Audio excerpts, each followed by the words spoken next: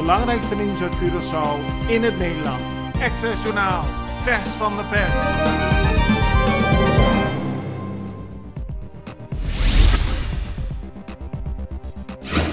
De politie heeft bekendgemaakt dat tussen 6 juni en 12 juni er geen gewapende overvallen zijn gerapporteerd en ook geen autodiefstallen. Dat is goed nieuws, zo meldt de politie en de Extra schrijft er vandaag over. In de voorgaande weken heeft de politie verschillende overvallers en dieven opgepakt die zich schuldig hadden gemaakt aan overvallen en autodiefstallen. Als gevolg daarvan is het nu relatief rustig op het eiland, aldus de politie. Het toerisme op Curaçao lijkt weer terug op het niveau van voor de coronapandemie. In mei 2022 waren er 35.813 toeristen op het eiland. Dat is 98% van het aantal in mei 2019, dus voor de coronapandemie. Een groot deel van de toeristen komt nog steeds uit Europa. Vooral het aantal Nederlanders is hoog en ter vergelijking met mei 2019 is het aantal Nederlanders met 20% gestegen. Na Colectra, nós toma tempo para servir ora com mais de comunibo.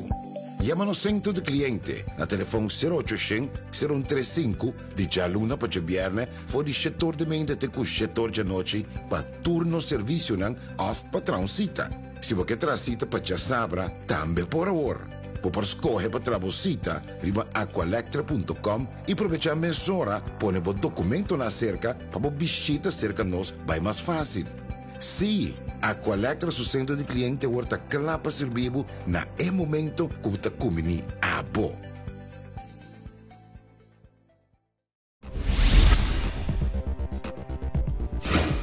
Het plan om een salarisplafond in te voeren bij de overheid en bij overheids-NV's kan een negatief gevolg hebben voor het kennisniveau van de werknemers.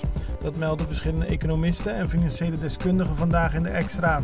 Het is een gevolg van een plan dat de overheid nu wil uitwerken, waar nog weinig aandacht aan is besteed.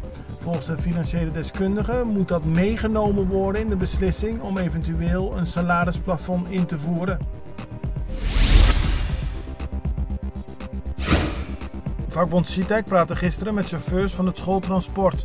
De chauffeurs vallen binnenkort onder het ABC busbedrijf. Dat is op zich goed nieuws, maar de betaling voor de chauffeurs zal minder worden, zo waarschuwde vakbond CITEC.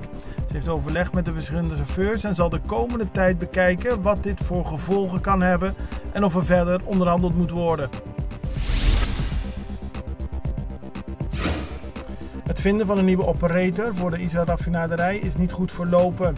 Momenteel spraak Curaçao met een preferred bidder over het overnemen van de raffinaderij, maar volgens Ben Whiteman, oud-minister-president en leider van Pueblo Soberano, heeft de overheid zich niet gehouden aan de motie die in 2013 in de staat is aangenomen over de route naar het vinden van een nieuwe operator.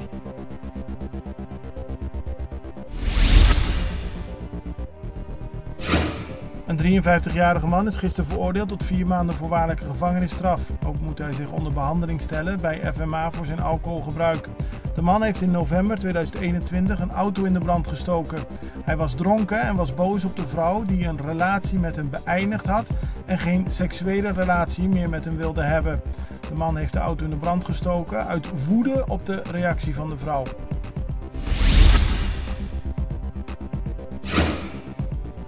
De Extra plaatst vandaag foto's van veel blije leerlingen.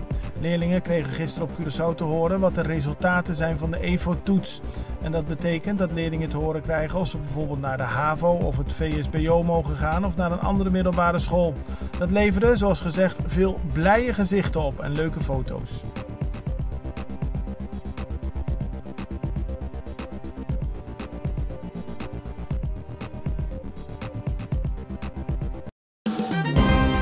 Het belangrijkste nieuws uit Curaçao in het Nederland. Access Journaal, vers van de pers.